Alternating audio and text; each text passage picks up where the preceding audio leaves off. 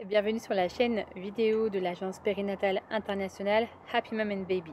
Pour ceux qui ne me connaissent pas, je suis Audrey, la fondatrice de cette agence et je suis infirmière clinicienne en périnatalité depuis de longues années et j'ai créé des réseaux sociaux pour partager mon travail qui est d'accompagner la femme dans ce bouleversement qu'est la maternité.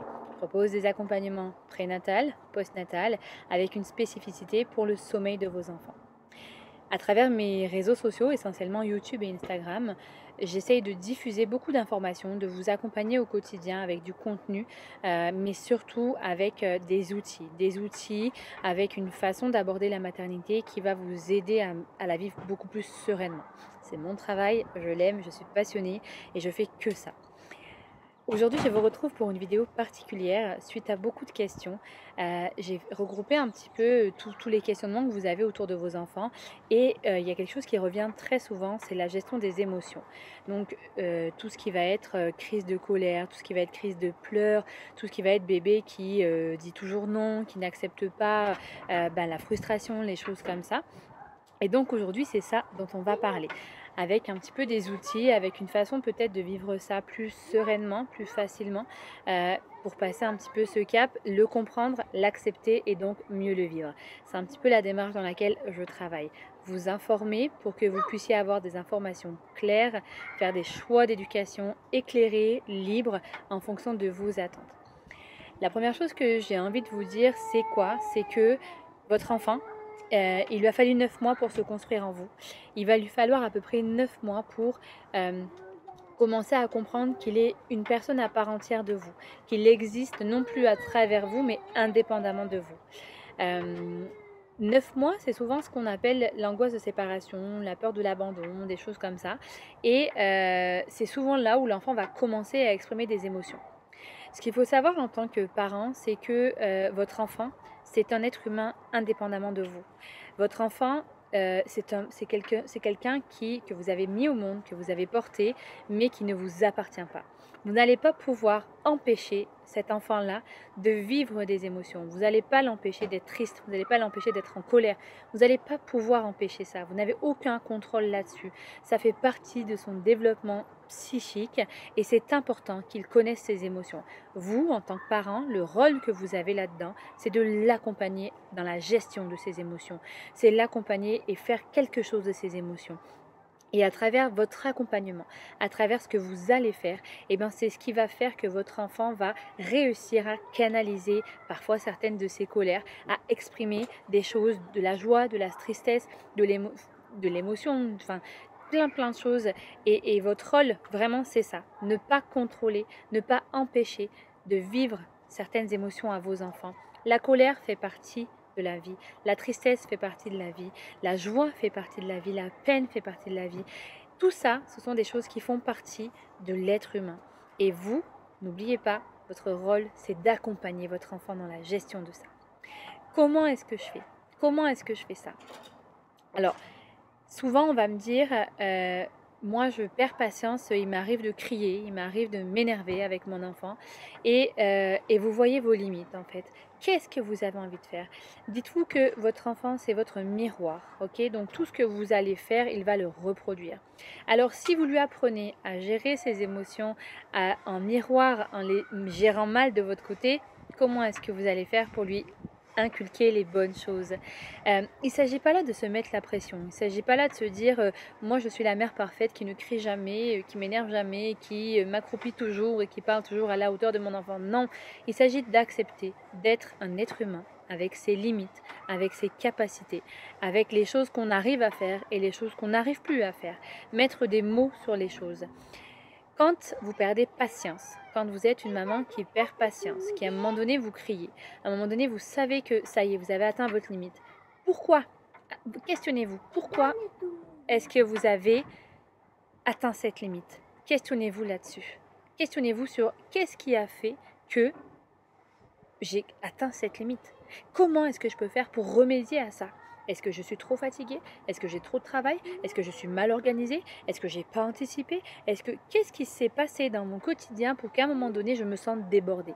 Et vous allez travailler là-dessus. C'est là-dessus que vous allez travailler en premier lieu. Comment est-ce que je peux recevoir cet enfant qui évolue Et c'est normal qu'il évolue, on ne peut rien faire d'autre. Cet enfant va cheminer petit à petit vers une maturation psychique et du cerveau qui va lui faire vivre des choses parce qu'il va de plus en plus comprendre comment il fonctionne et comment fonctionne son entourage. Donc, identifier qu'est-ce qui fait qu'à un moment donné, vous n'êtes pas celle que vous avez envie d'être.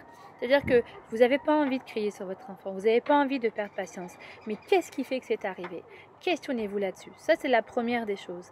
Identifier pourquoi je perds patience. Pourquoi je n'arrive pas à être celle que j'ai envie d'être avec mon enfant.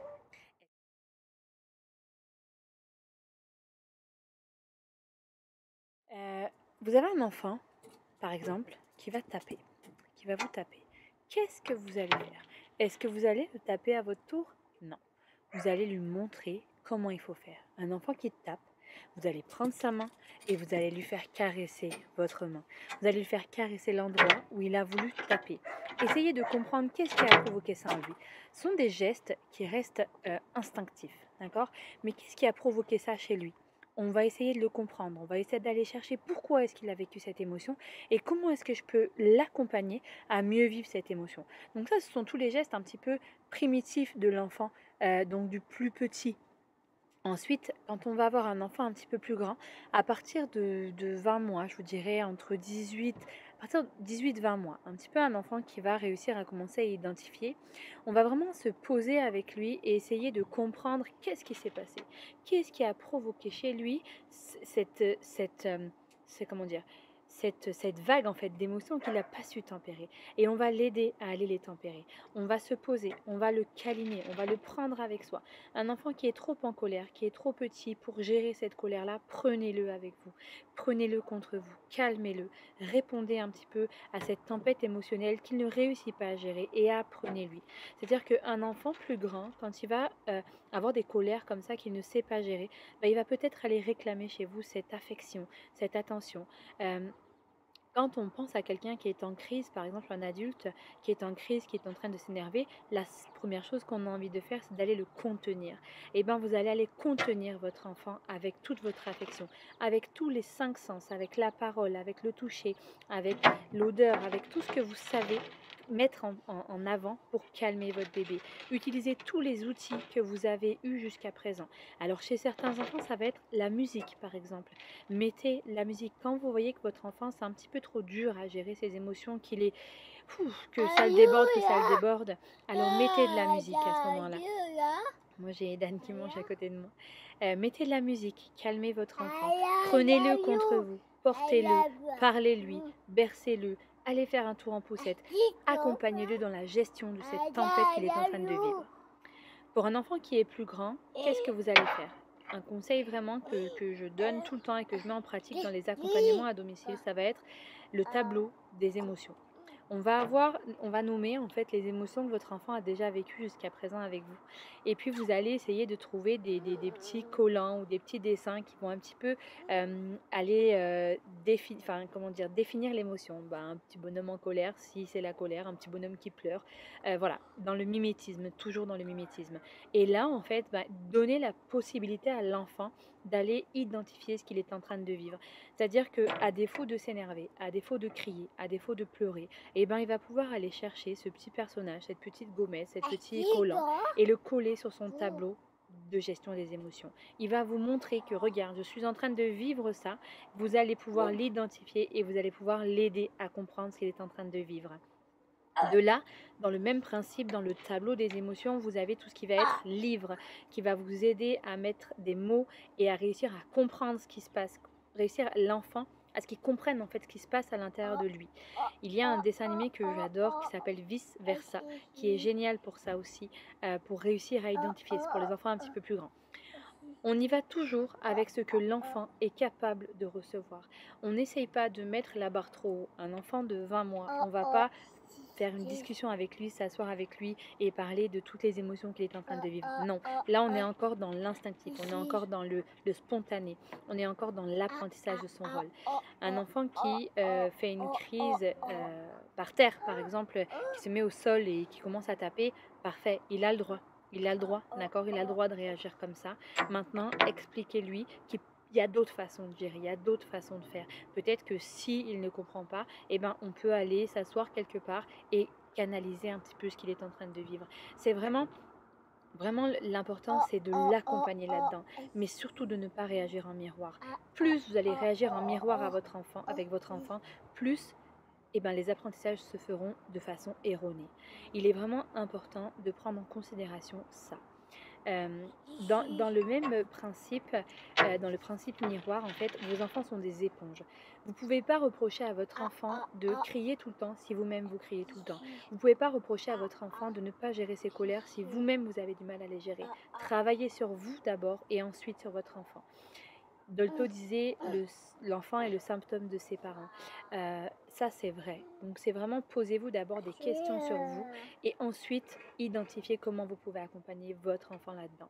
Donc, les outils que je vous ai donnés, c'est vraiment faire le contraire de ce qu'il est en train de vous montrer, détourner son attention, mettre en place le tableau des émotions, mettre en place le tableau aussi des récompenses.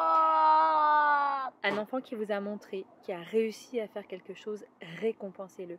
Il s'agit de privilèges. Il ne s'agit pas là de lui acheter tous les jouets de la terre. Il s'agit de privilèges.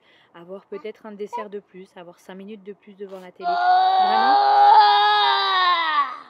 lui montrer que bon comportement engendre des privilèges et un comportement non adéquat peut avoir des conséquences. Et c'est un petit peu ça le principe d'éducation dans la gestion des émotions de vos enfants, c'est le but. Le but, c'est que dans leur vie, il n'ait pas de conséquences disproportionnées. C'est-à-dire qu'un enfant qui va mal gérer sa colère, qui va se retrouver en société par exemple, qui va taper les autres, forcément il va avoir des conséquences et ça va être compliqué à gérer. Donc anticipez vraiment au maximum tout ce qui va se passer chez vous. En tant que maman, il faut savoir une chose, souvent on va dire mon enfant avec maman il réagit pas de la même façon, c'est normal. L'enfant ne va pas réagir de la même manière avec la figure de référence parce qu'il va se construire face à vous et c'est important. Comme je vous répète encore une fois, vous êtes son miroir, vous êtes la limite qui va aller frapper pour se connaître lui-même et il a besoin d'aller connaître ces limites-là pour se connaître, pour connaître ses propres limites. Si vous-même dans l'extrême par exemple, dans l'extrême, un enfant à qui vous ne mettez aucune limite, à qui vous n'exprimez aucune négation, aucune frustration, mais qu'est-ce qui va se passer? C'est pas chez vous qui va aller connaître les limites, c'est à l'extérieur. Et là, ça fait plus mal, ça fait beaucoup plus mal que d'être accompagné par son parent là-dedans. Il faut vraiment prendre ça en considération et en conscience. C'est-à-dire que avoir une parentalité positive, ça ne veut pas dire forcément ne pas mettre de limites à son enfant. Ça veut dire accompagner positivement les émotions de l'enfant. Ça ne veut pas dire je laisse tout faire mon enfant, voilà, je ne fais rien. Non, c'est respecter son enfant en tant qu'être humain et en tant que personne qui va ressentir des choses. On est dans une vidéo actuellement et j'ai mon bébé qui est à côté de moi, mon dernier enfant. Vous voyez, vous l'entendez, il parle, etc. Il pourrait me déranger. Effectivement, je suis en train de faire une vidéo pour vous. J'ai deux solutions. Soit je relativise, je me dis attends, qu'est-ce qu'il y a de grave dans le fait qu'il fait son petit bruit? C'est moi qui peut-être travaille pas au bon moment, c'est peut-être moi qui aurais dû faire cette vidéo à un autre moment. Donc je ne vais pas par exemple lui dire non, tais-toi, ne dis rien, chut, chut. Non, je ne peux pas faire ça parce que lui n'est pas responsable de moi, du moment que j'ai choisi pour faire cette vidéo. Vous voyez, c'est vraiment des choses qu'on met au quotidien. On se place au centre avant de mettre notre enfant au centre de ses comportements. Qu'est-ce qu'on a fait? On se re-questionne, on se remet en question. Et ainsi, on va avancer de façon positive vers l'éducation de nos enfants et la gestion de leurs émotions. Donc, je pense avoir été à peu près complète. Donc, ne vous inquiétez pas, tout se gère, tout s'accompagne, mais vraiment faites les choses dans l'ordre. Premier, posez-vous des questions sur vous. Qu'est-ce qui fait qu'aujourd'hui vous avez du mal à supporter? Qu'est-ce qui fait qu'aujourd'hui vous avez de la difficulté à être patiente, à être positive? Identifiez d'abord ça. La deuxième chose, comprenez les émotions de votre enfant. Allez savoir pourquoi il ressent telle ou telle chose. Accompagnez-le dans la gestion de celle-ci et mettez des outils en place à la maison pour l'accompagner, pour ne pas vous laisser déborder et agir de façon spontanée, pour ne pas avoir l'effet miroir contraire. L'enfant, il va chercher votre attention en permanence. En permanence, il va chercher le regard, l'attention de ses parents. Et si vous lui donnez de l'attention négative, il va se construire comme ça. Il va toujours aller chercher l'attention négative de la part de ses parents et entrer en conflit constamment. Alors que si l'attention qu'il reçoit, elle est positive malgré les émotions qu'il a du mal à vivre, et ben c'est tout bénéf pour vous.